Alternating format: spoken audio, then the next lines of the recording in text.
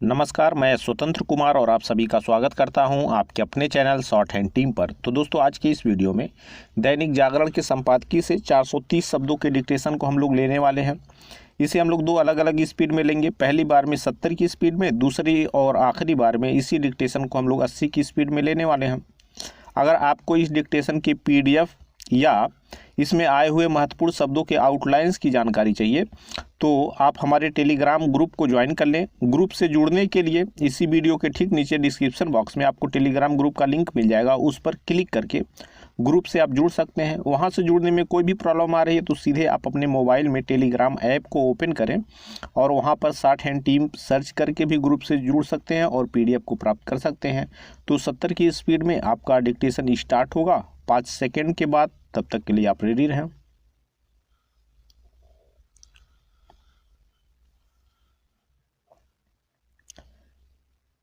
Start. प्रधानमंत्री ने लोकसभा में राष्ट्रपति के अभिभाषण पर बोलते हुए कृषि कानूनों को लेकर विपक्ष को केवल बेनकाब ही नहीं किया बल्कि उसे निरुत्तर भी किया। शायद इसी कारण कांग्रेस ने सदन का बहिष्कार करना पसंद किया। कांग्रेस ने प्रधानमंत्री के संबोधन को सुनने से इनकार करके इस आक्षेप को सही ही सिद्ध किया कि उसका एक तबका दूसरे से अलग व्यवहार कर रहा है। समझना कठिन है कि कांग्रेस एक ही मसले पर लोकसभा और राज्यसभा में अलग अलग रवैया क्यों अपनाए हुए है। हो सकता है कि यह भी उसकी कोई रणनीति हो, लेकिन यह तय है कि उसके पास इस सवाल का जवाब नहीं कि वह कृषि कानूनों का विरोध क्यों कर रही है और ऐसा करते हुए उन तत्वों के साथ क्यों खड़ी है जो आंदोलनकारी नहीं बल्कि आंदोलनजीवी हैं। यह अच्छा हुआ कि प्रधानमंत्री ने उदाहरण देकर आंदोलनजीवी और आंदोलनकारी के भेद को रेखांकित किया। आंदोलन के नाम पर हिंसा करने, सरकारी गैर सरकारी संपत्ति को नुकसान पहुंचाने और नफरत फैलाने वाले आंदोलनकारी नहीं कहे जा सकते।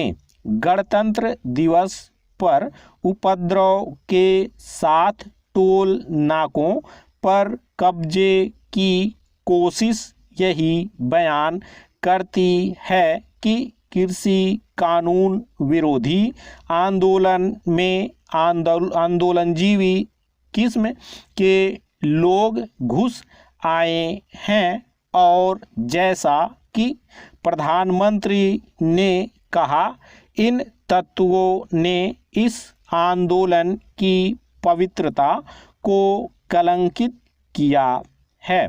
यह अफसोस की बात है कि किसान नेता इसकी परवाह नहीं कर रहे हैं।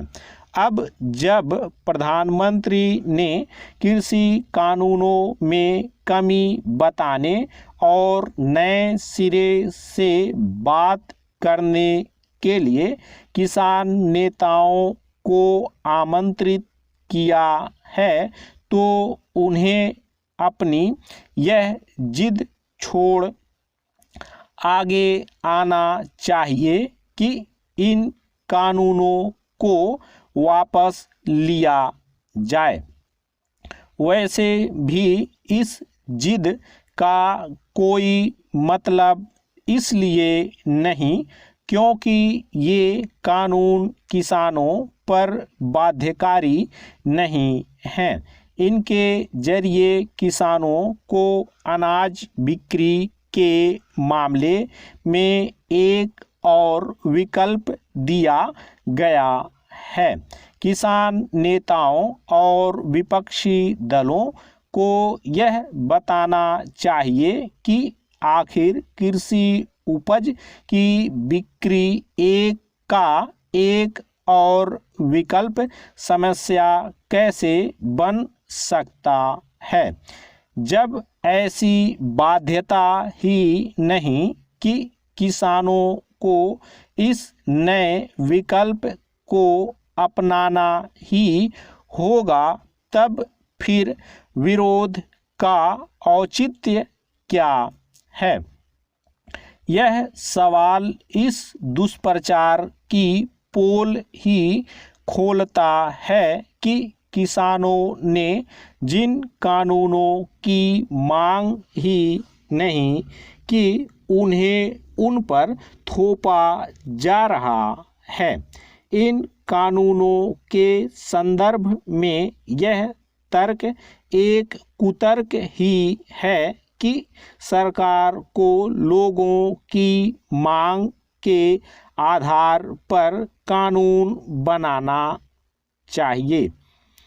क्या यह कहने की कोशिश की जा रही है कि सरकारों को तब तक हाथ पर हाथ रखकर बैठना चाहिए जब तक किसी कानून का निर्माण करने की मांग न होने लगे। स्टॉप। दोस्तों, इसी डिक्टेशन को दूसरी बार में हम लोग 80 की स्पीड में लेंगे और आपका समय स्टार्ट होगा 5 सेकंड के बाद। तब तक के लिए आप रेडी रहें।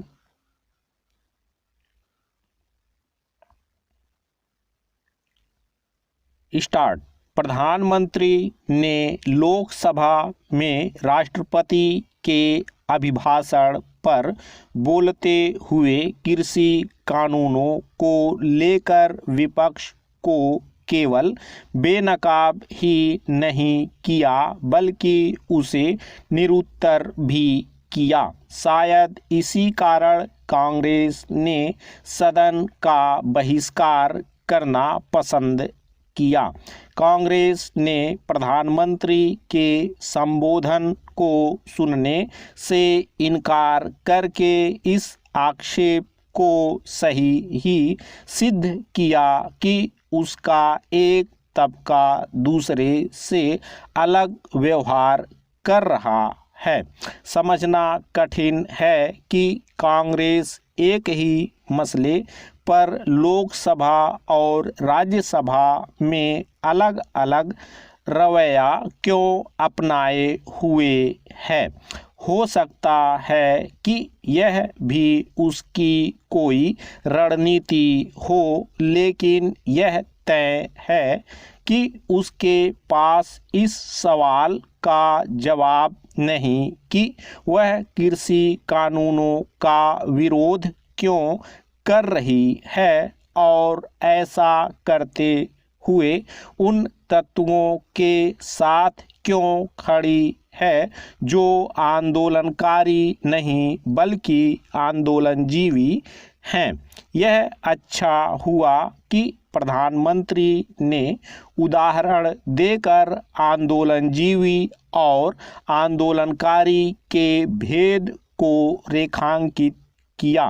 आंदोलन के नाम पर हिंसा करने, सरकारी गैर सरकारी संपत्ति को नुकसान पहुंचाने और नफरत फैलाने वाले आंदोलनकारी नहीं कहे जा सकते।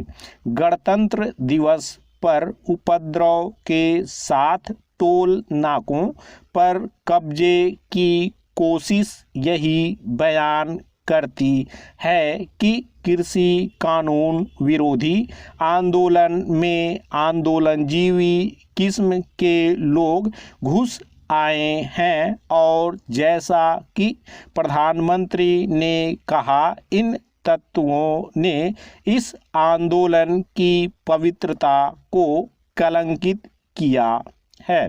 यह अफसोस की बात है कि किसान नेता इसकी परवाह नहीं कर रहे हैं।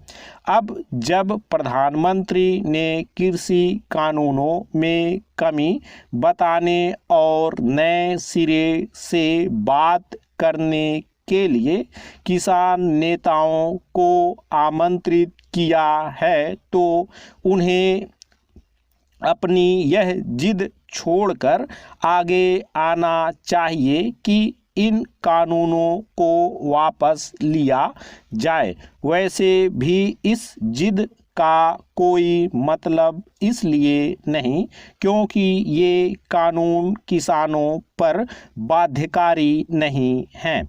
इनके जरिए किसानों को अनाज बिक्री के मामले में एक और विकल्प दिया गया है।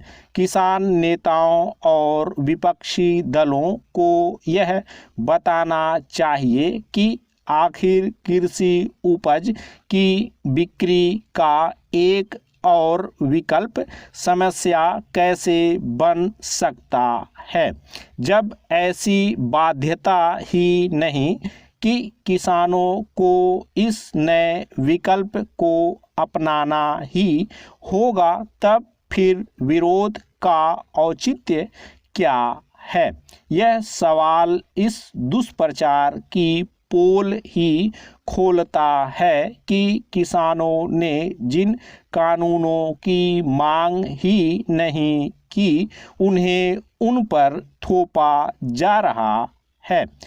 इन कानूनों के संदर्भ में यह तर्क एक कुतर्क ही है कि सरकार को लोगों की मांग के आधार पर कानून बनाना चाहिए।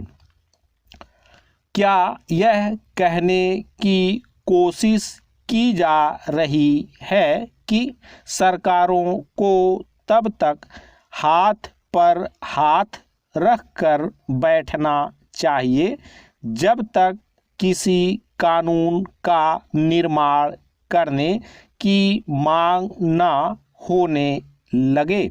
स्टॉप।